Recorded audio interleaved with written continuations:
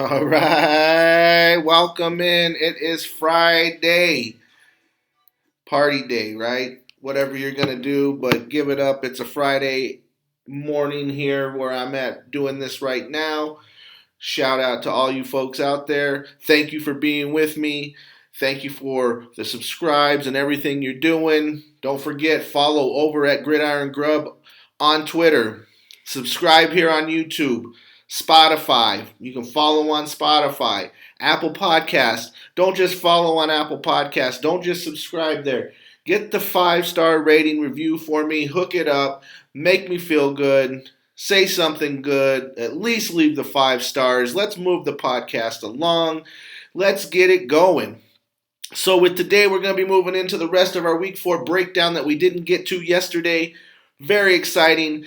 The afternoon games, we've got one morning game to do this morning here that we're going to do, but the rest of the afternoon games, the Sunday night game and the Monday night game, and they're all incredible. What an incredible afternoon and places that we want to go. It really is. We're going to get to see some incredible football.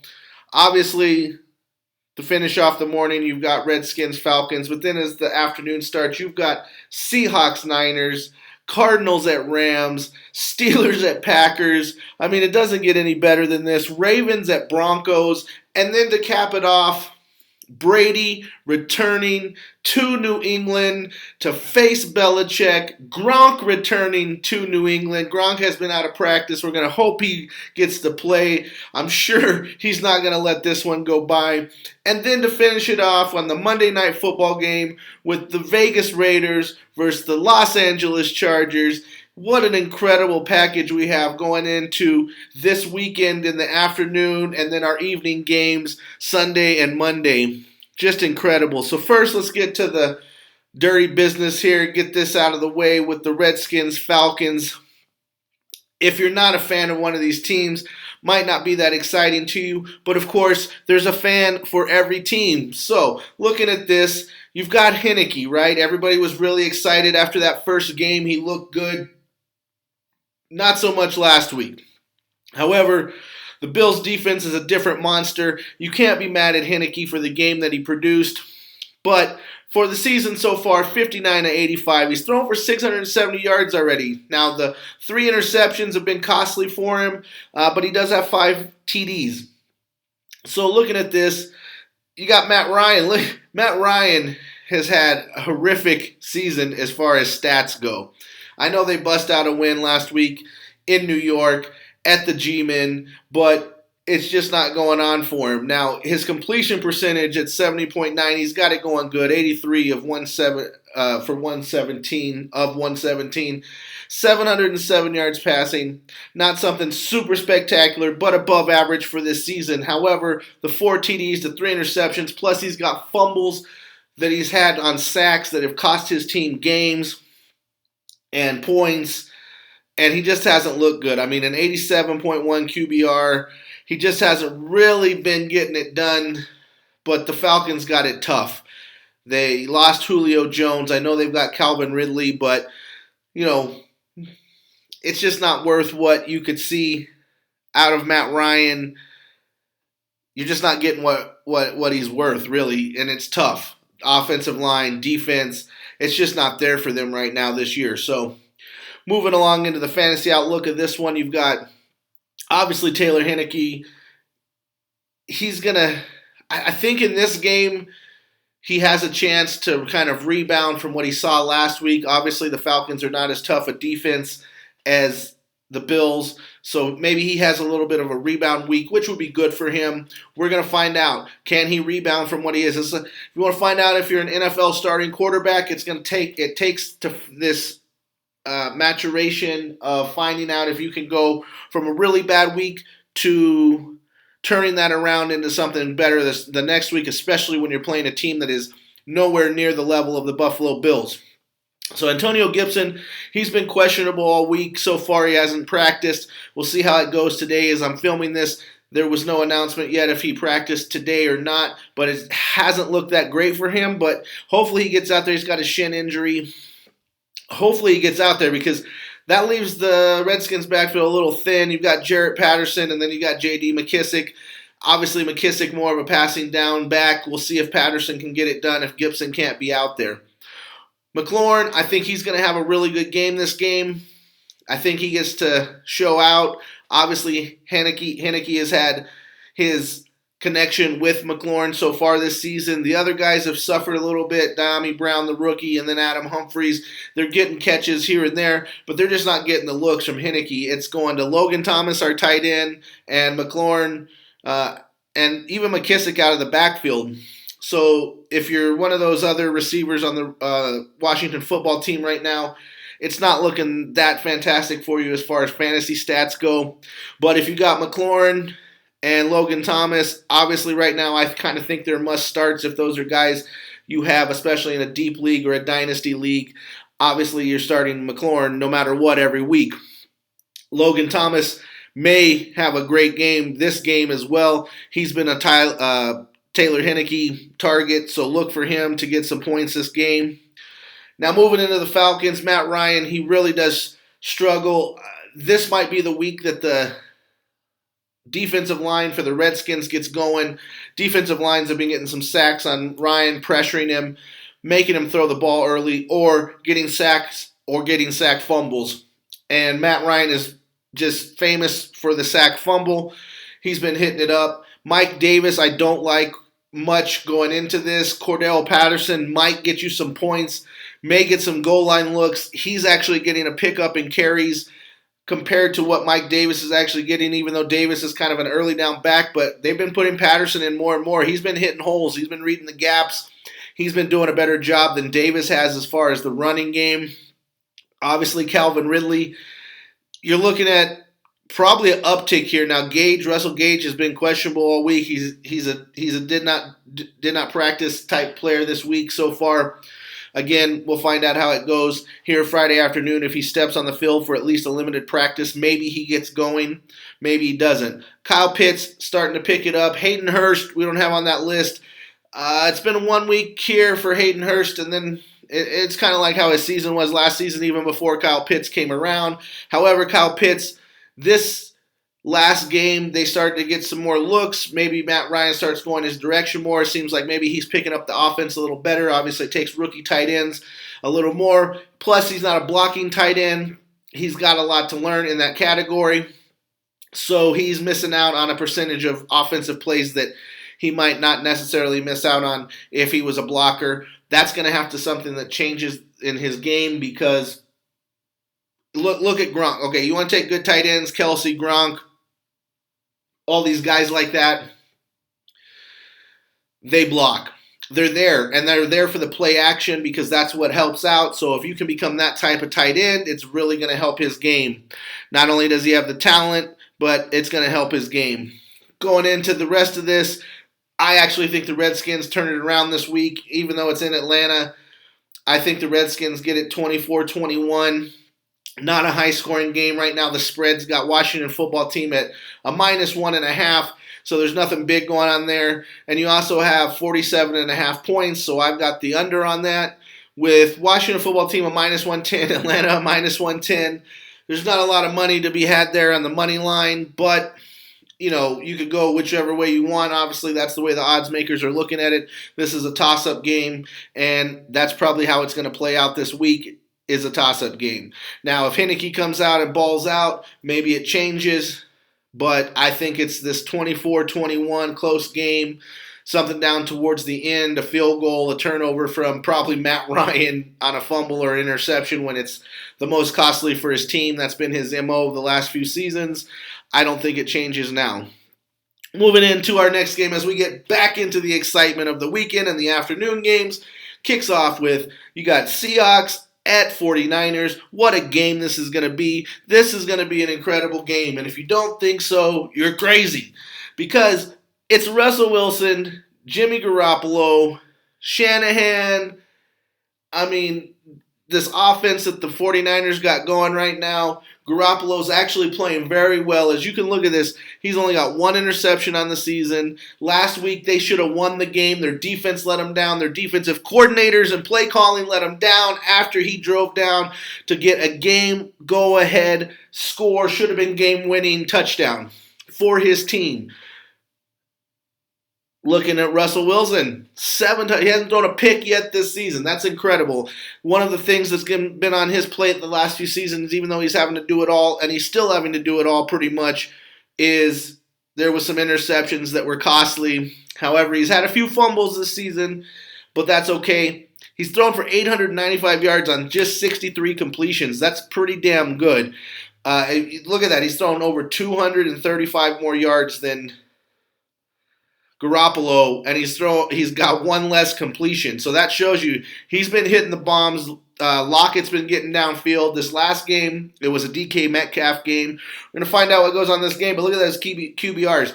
Garoppolo over 100, 101.2. But look at the huge QBR for Russell Wilson, 133.6. Absolutely incredible. Does he get a rushing touchdown this week? He doesn't have one so far this season. May happen this week. That's what I'm looking at as far as the fantasy outlook. You got Russell Wilson. I think he has a standout game this game. There's just something about when he goes to play his division rival games, there's something that just clicks with him. Now, they have had their struggles on and off with San Francisco, but this is one of the biggest, toughest divisions there is. So you're going to have your good games and you're going to have your bad games. I think this week Russell Wilson comes out to play. We're getting further into the season. We're week 4. I think he's ready to go. Chris Carson, we're not sure.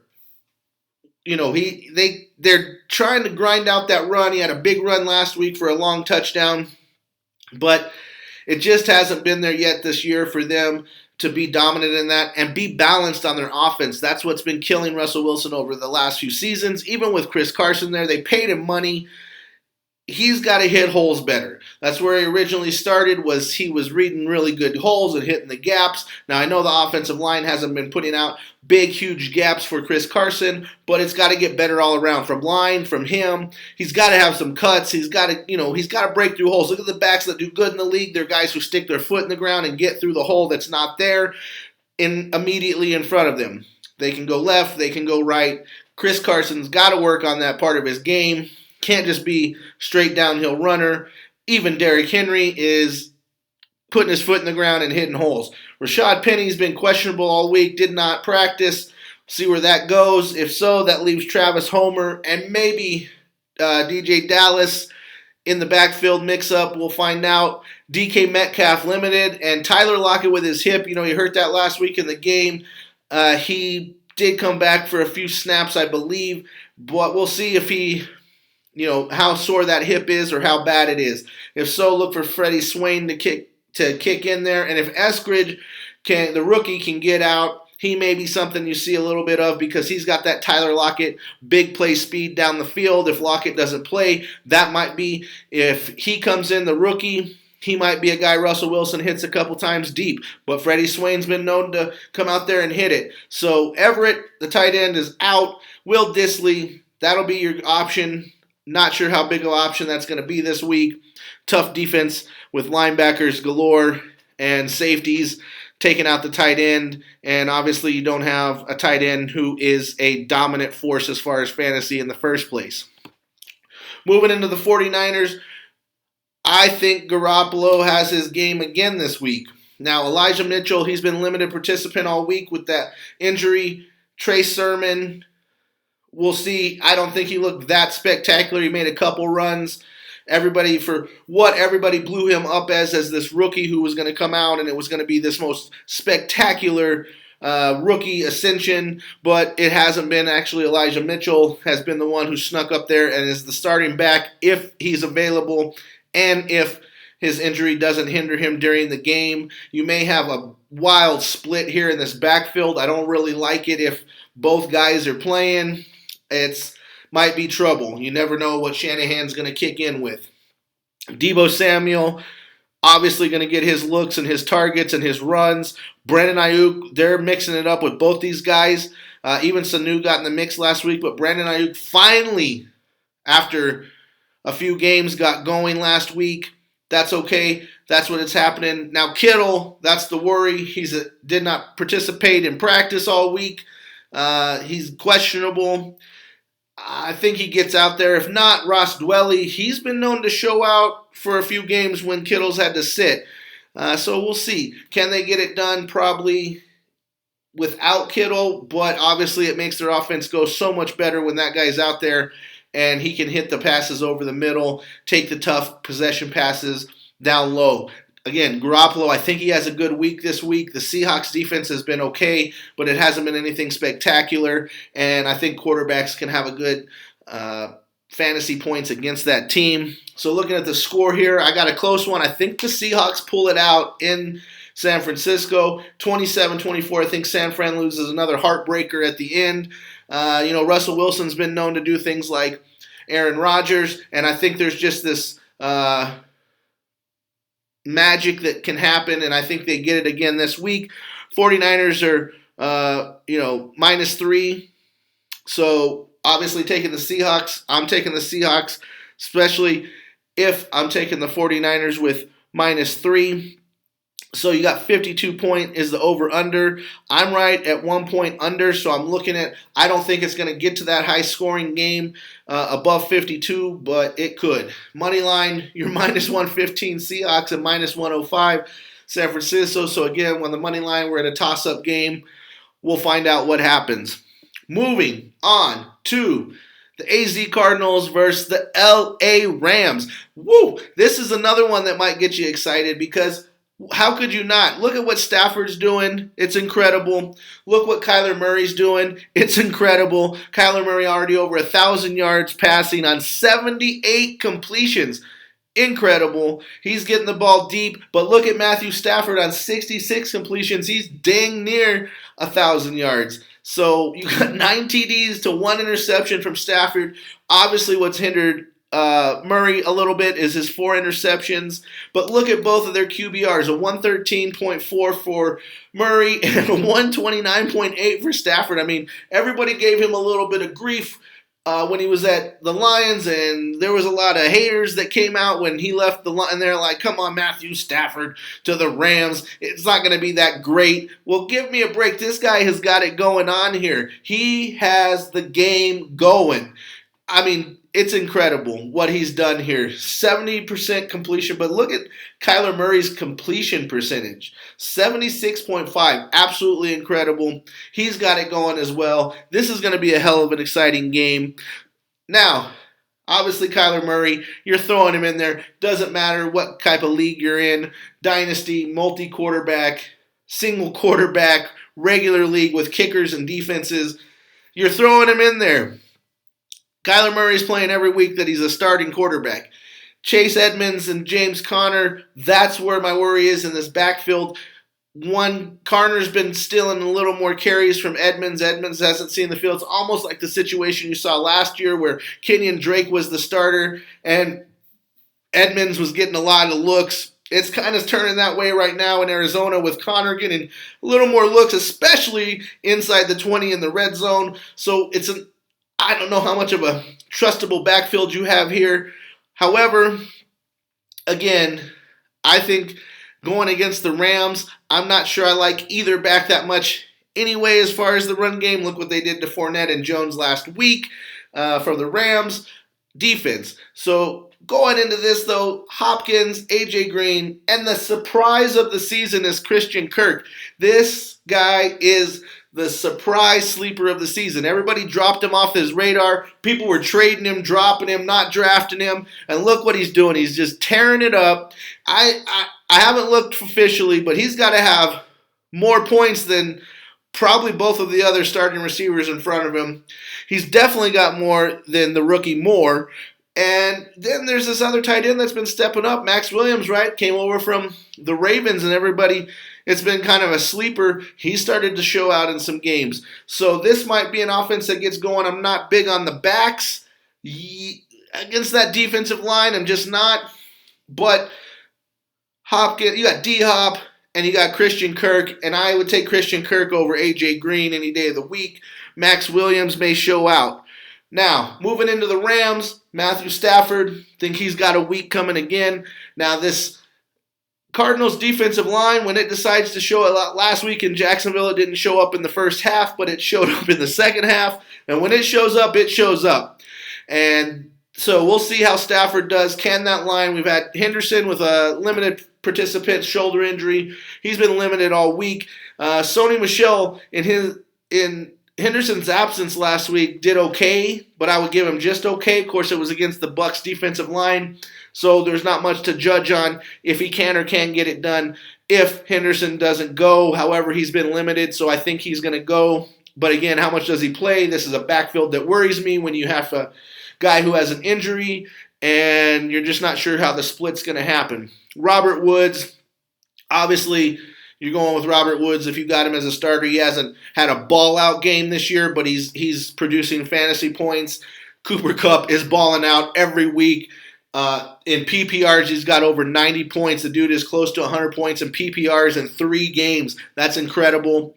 Van Jefferson, Deshaun Jackson, you're not sure what you're going to get here. Obviously, Deshaun had his week last week. But the week before, they were throwing the deep balls to Van, so I'm not sure. Maybe a drop or two from Van is what's costing him his position, and maybe it's Deshaun getting going because he's a little slow start to the offseason. Maybe that's what's happening. Maybe he's going to kick into that Van Jefferson to that deep route pattern type guy on the team. Robert Woods is also losing out on that right now to both those guys. That's costing Robert Woods those big plays. However, that may change week to week with this offense, but right now the mainstay is Cooper Kupp. Tyler Higbee, obviously he gets his catches. He's kind of the possession guy now that Kupp was the possession guy for the last few seasons.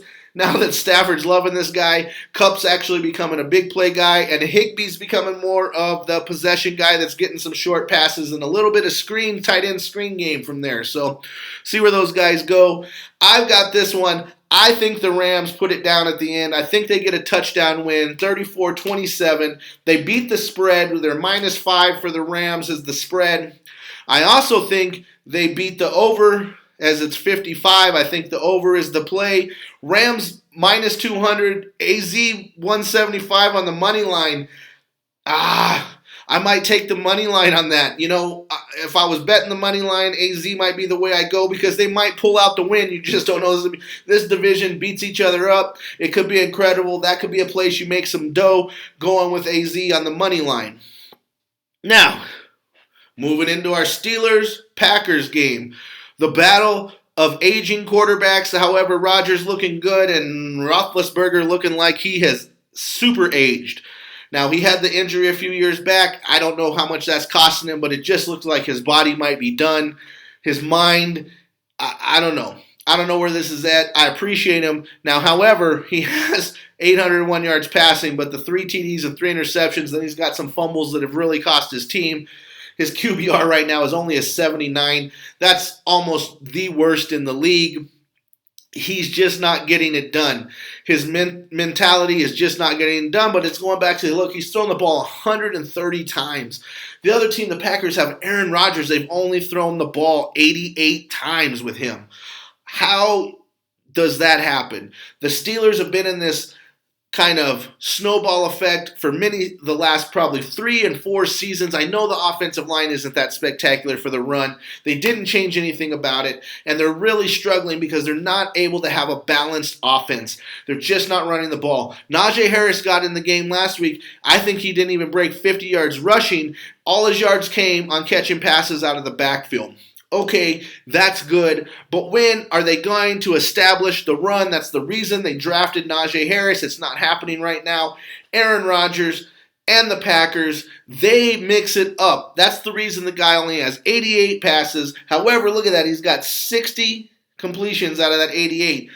Really good stats. He's 68.2%. His QBR is 102.9 right now. Obviously, if you're above 100, you're having a good time. His one game, which was his first game, is what cost that from being his QBR from being really high. So you take that game off. Obviously, when you're doing laws of averages, you're taking the bottom one off and the top one off. And here you are. So this is about where he's at for the season right now. Fantasy outlook. I don't know which Ben Roethlisberger is going to show up. If it's the Ben Roethlisberger that showed up the last 2 weeks, week 1, he was average to barely above average. These last 2 weeks has not looked good. It's just been, the Bengals dominated them from start to finish. Najee Harris, again, this is the guy. Why is he not the guy? Getting the ball, getting the rock. They've got to hand it off to him. Look what the Titans do. If you want to turn this into a dirty running offense, you've got to hand the ball off to the guy. You've got to. Even if your line's not putting out, it's got to be able to be done. Najee Harris has to get more handoffs. If not, like they did last week, look, when they started to actually make some progression in the game, they started getting Najee Harris the ball out of the backfield. The guy is the stud on the team, even though he's a rookie. He's the stud. Deontay Johnson, Juju Smith-Schuster, Chase Claypool, star-studded wide receivers. I got it. So you're going to want to throw to these guys. They can make plays. But you can't do it if you're not mixing it up. And they're not mixing it up. These guys are getting their looks, but it's just too easy for defenses to sit back on these guys. The Steelers are trying to run offensive patterns like slants and digs and outs that they run off of a run game, so it's really hard for these receivers to break coverage and be open all the time. And then they throw their, you got Roethlisberger chucking his throw down the sideline to Claypool or, Deontay Johnson, or last week maybe even Washington. And it's just chance throws because nobody's paying attention to the run because you're not even doing it. Now, tight ends, Pat Freiermuth, the Rook, last week got the touchdown. He's been showing up more and more. However, towards the end of the game, they had Ebron in there. They had Ebron in there running for the pass patterns, and I'm not sure why. Again, the decision-making there, Ebron has not really come to play since he's been in Pittsburgh. He's had a lot of drops. Not getting done there for him. Moving on into the Packers, we got Aaron Rodgers. I think he balls out this week. He loves to play a dirty defense. He loves to play at home. I think he goes out. When it's got something to prove, he's got something to prove against this Steelers defense. He's going to go out and try to prove it. Aaron Jones, we'll see. Mixon did pretty decent last week against the Steelers defense. He didn't get a touchdown, but a little bit of throws out of the backfield. I think this might become one of those games for the Packers where A.J. Dillon, they've been doing it consistently for the last few weeks, where they put him in, let him pound the rock up the middle a little bit, let him loosen up that defense, and then they put Jones in. He's able to break some gaps and cut and do the things that he does. Obviously, Devontae Adams, it doesn't matter who you put on him. They're probably not stopping him. He's going to get his points, especially if you do like the 49ers did and give him 12 and 13-yard cushion. Rodgers and Adams are going to kill you. Valdez-Scantling, he's been questionable, has not practiced all week. See if he goes. If not, you're probably looking at a guy like Amari Rodgers coming in. Alan Lazard may get his looks this week if Scantling doesn't play, but it might be Amari Rodgers. And, it's funny because they brought in Cobb. I think hasn't been any type of focal point for the offense ever this season. He's got a few catches. I think Aaron Rodgers just wanted him in as a friend. I've never seen anything like it. It's like the Toy Story song, "You Got a Friend in Me."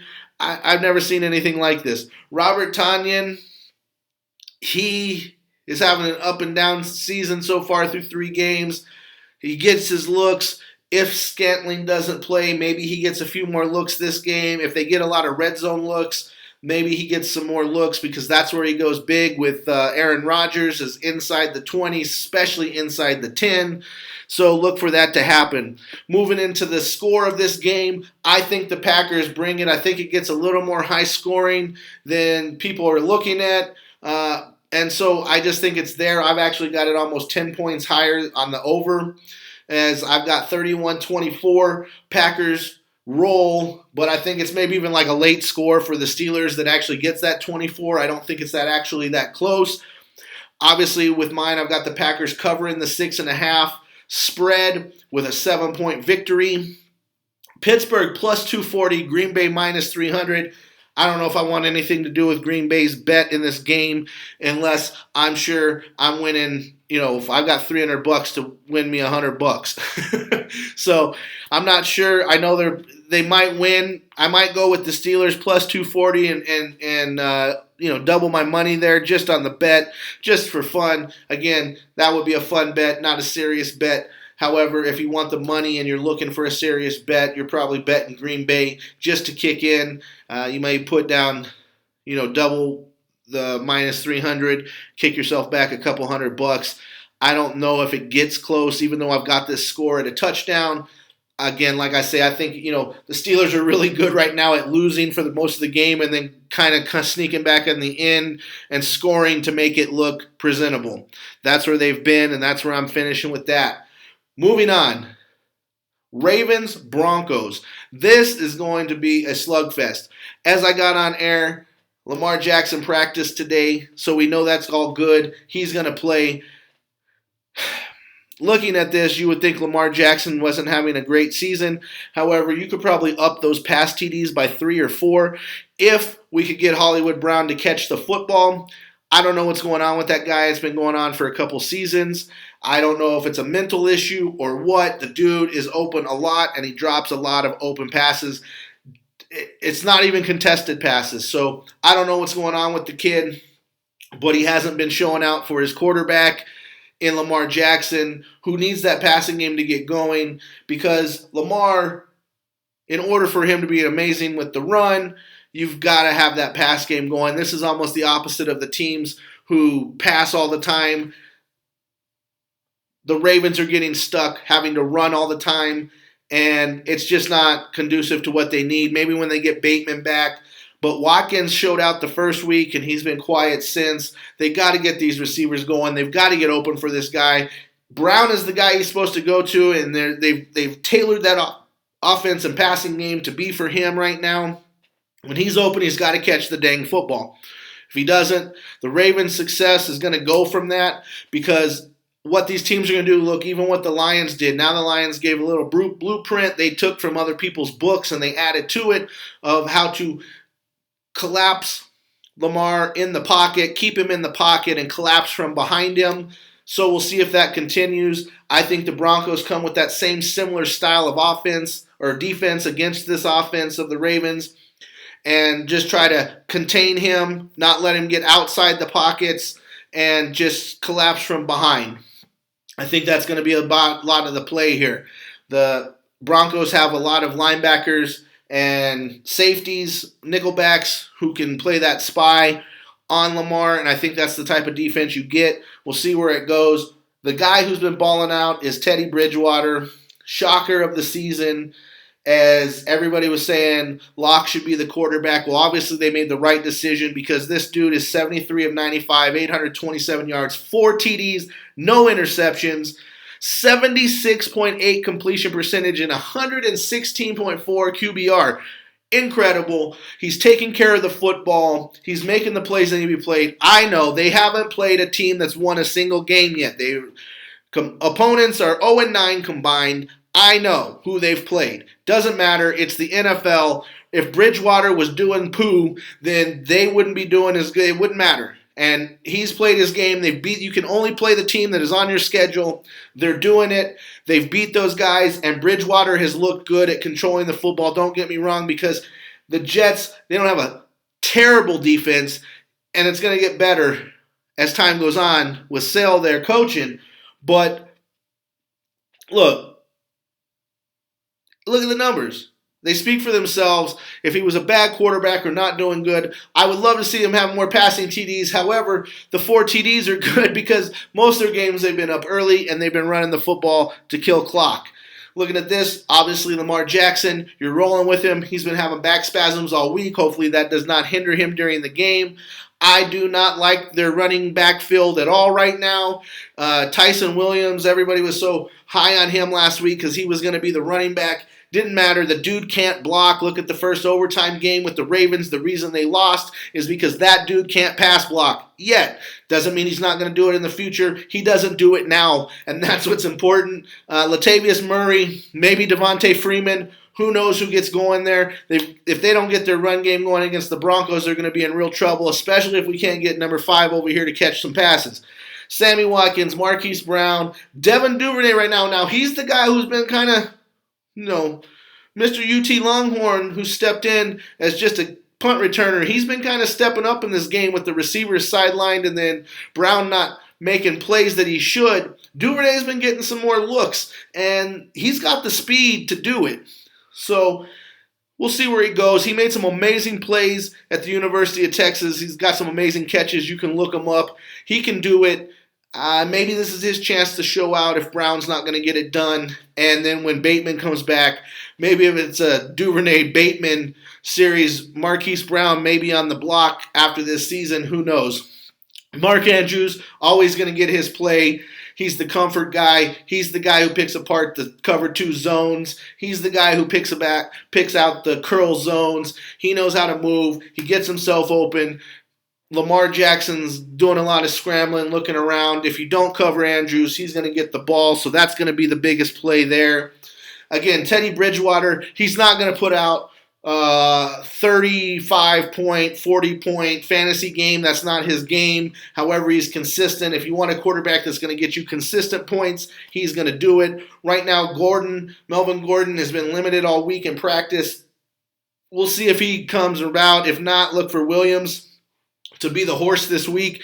And even if Gordon does play, maybe Williams gets a little more looks this week, depending on the shape that Gordon's in. Cortland Sutton, Tim Patrick, and a guy, Deontay Spencer, that they've got to roll to because every week the Broncos are losing a receiver.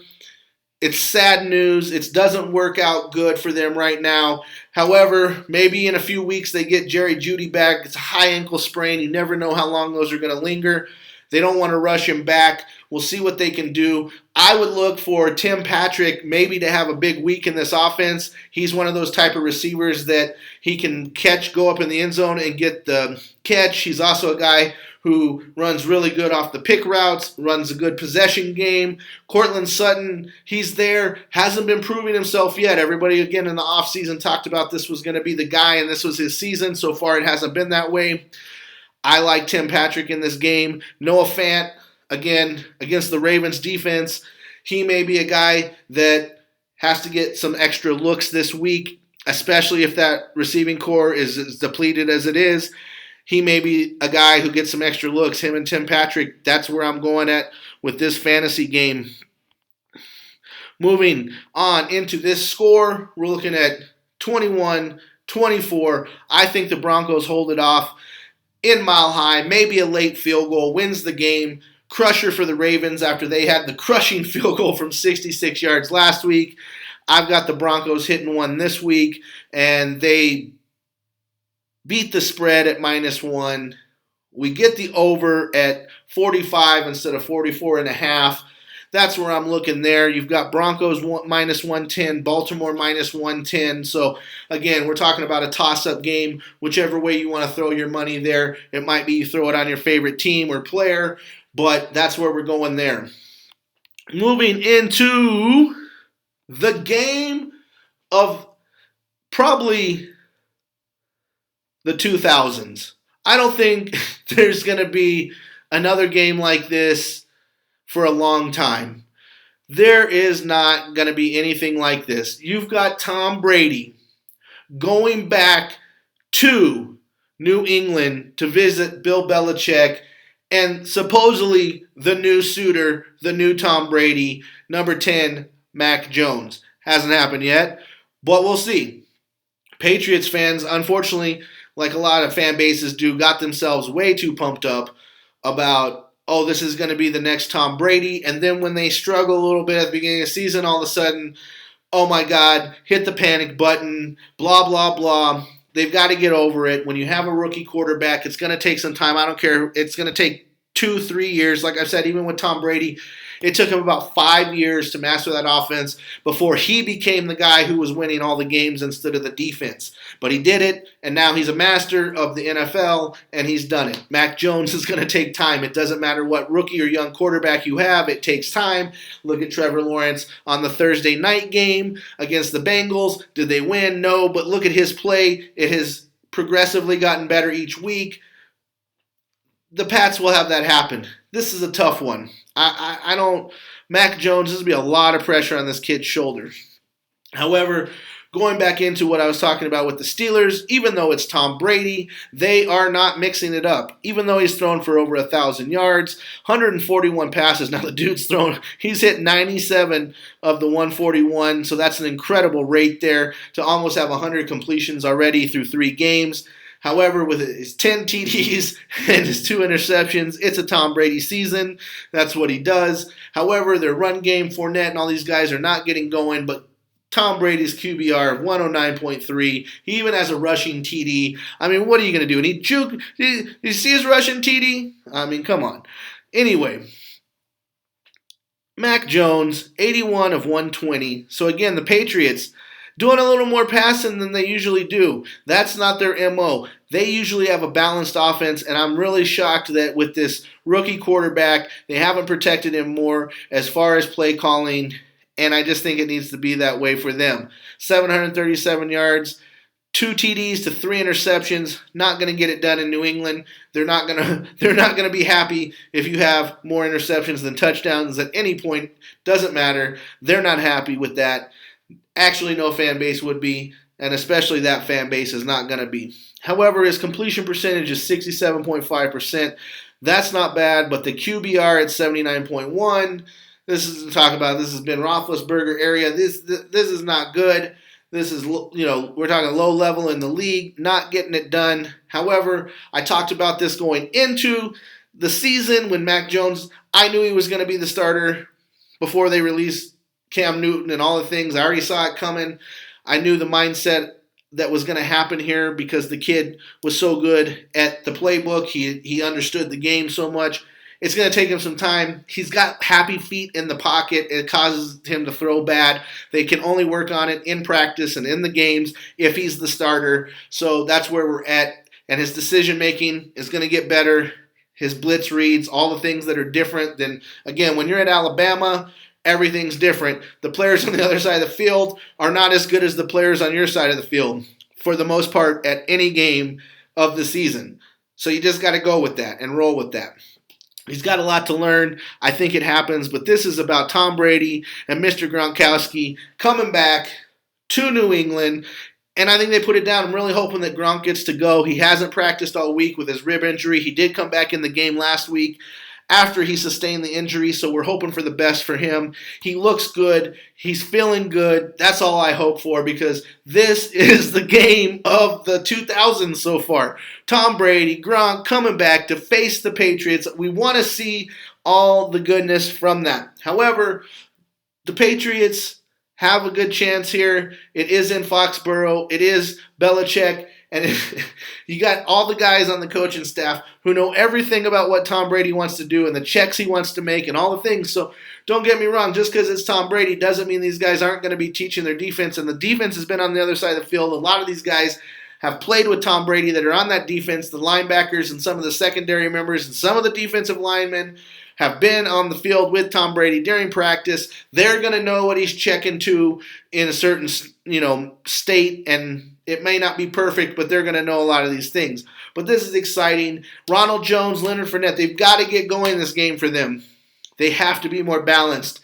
The Bucs have not been balanced all season, and it showed last week when you play a good defense in the Rams, and this week they'll be playing a good defense in New England, at least good coached defense. They know what they're doing. So you've got to be balanced, and you've got to have this balanced attack, and the only way to get Tom Brady's play action working is if you have that balanced attack. So going into this, I think Tom Brady gets his points at New England. He's going to have a big game. I would love to touch any of the receivers because he's going to want it, and if Gronk plays, I don't care how hurt Gronk is, I'm putting him in. He's going to want his points as well. They're going to want to go show out in New England. against all these guys. So just look for it to happen. If Gronk plays, I suspect it'll be a big night for both guys. Looking at the other side of it, we don't know what's going on in the backfield in New England ever. So Damien Harris starts out, he kind of plays really good the first couple weeks, and then now he's on the bench. Not sure. Brandon Bolden, he's going to come in since White, we've lost for the season, the hip injury. He's out. That's sad news. Looks like it's season ending for the most part, and that's just bad news. We didn't want to hear that for any player in the NFL. That's not what we like. I don't care if you've got fantasy stats or bets or whatever you got going. You don't want these guys injured. I mean, I've never been a Patriot fan. I just love the NFL. I don't want their players hurt. That's not how it should be. You shouldn't root for players to be hurt, and I don't want, especially White. The dude is a great guy on and off the field. Anyway, moving along. Jacoby Myers, Nelson Aguilar, Kendrick Bourne, all third-string receivers. This core of third-string receivers the Patriots have kept, even though they interchange them over the last few seasons. I don't understand it. Never get it. We don't know which one's going to ball out this week. Could be Aguilar. Could be Myers. Could be Bourne. You don't know who's going to catch the pass. Secondary's beat up in Tampa Bay, so that could be a big part of this game. However, the defensive line and linebackers are tough and mean, and I have a feeling they're going to be in Mac Jones's face all day. Not sure if any of these receivers do ball out, but you're just not sure which one's going to get it. You're not sure which one in the backfield is going to be the guy who gets it. So New England is a toss-up in fantasy world at any time. Hunter Henry, Johnny Smith, again, we don't know. We don't know who's going to get any of the plays. So, there's nothing big to predict here. Again, you just don't know which receiver is going to get the looks. And we're not sure if Mac Jones is going to be able to hold up against this defensive line and these linebackers. Does he read the blitzes? Does he stop having the happy feet as much in the pocket, forcing bad arm motion and throws? We'll find out. I've got this game going 30-21 to the Bucs. To Tom Brady, coming back to his home. The Bucs are minus 7.5 on the spread, so I've got them right at barely covering the spread. 49.5 points. I've got that covered by 1.5. Tampa Bay minus 320. New England plus 250. Now, again, coming to the money line, this might be a bet I make on New England at home. You never know. Now, I don't expect or suspect Brady to come back and they put up a stinker. But Belichick, again, these guys know everything. So if you want to come with a surprise bet to get an upset on some money, this might be the one that happens. I just can't see it happening, though. Brady, Gronk, and these guys coming back there. And this defense is going to be pumped up for them. Brady's talking to those guys all week. He's pumping them up. I don't see it happening. So it's going to be exciting. What a fun game. We're all going to look forward to it. One of the best games of the century. I mean, this is amazing. This is amazing football. It's amazing this worked out this way, that Brady's able to play this long and come back after leaving a few seasons and come back to play in New England. It doesn't get any better than that. Kudos to the schedulers. It's great. We're all excited for it, and it'll be fun no matter who you are a fan of in the NFL. Even if you don't like the NFL, this might be one that gets ratings close to Super Bowl ratings, as everybody's talking about it all week, and it's exciting, and everybody hears about it. Everybody may tune into this Sunday night. Now, the final game that we got of the week will be the Monday Night Football game. You've got the Las Vegas Raiders, the Los Angeles Chargers, and we're moving into this game. Derek Carr has been shocking the nation. Derek Carr, 1,203 yards passing on 88 attempts. Incredible numbers right now. Now, his completion percentage at 64.7, not so spectacular. Again, Raiders are a team that is not running a offense that is balanced at all, right? 136 passes there. 6 TDs, though, for him, and only 2 interceptions. He's still got 101.4 QBR. So, again, he's rolling. And we're going against Herbert. He's got the exact amount of completions, 10 less attempts, 956 yards. It's incredible.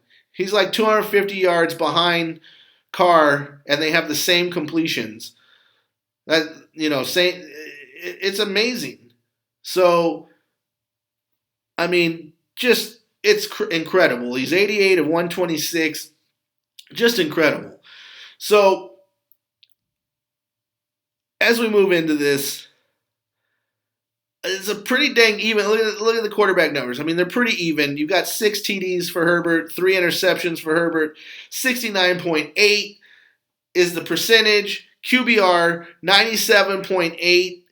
So he's right at the 100 mark. He's up there. That's good. He's break 100. You're doing really good. So Herbert's up there. He's been playing good football since he came in the league. But he came into a team that was ready to win. They needed a quarterback.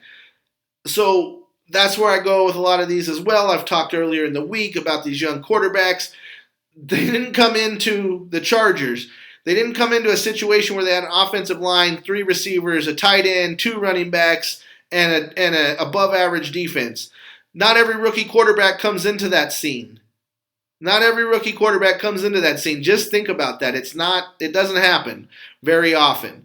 So Herbert's got it going. You can't take away from him. There's no excuses saying that he's not good. But you take these other quarterbacks that go into tough situations that don't have offensive lines or only have 1 receiver and, all these type of things that come along with it. Herbert got his dream because not only did he stay on the West Coast, he came into a team that was ready to win right away.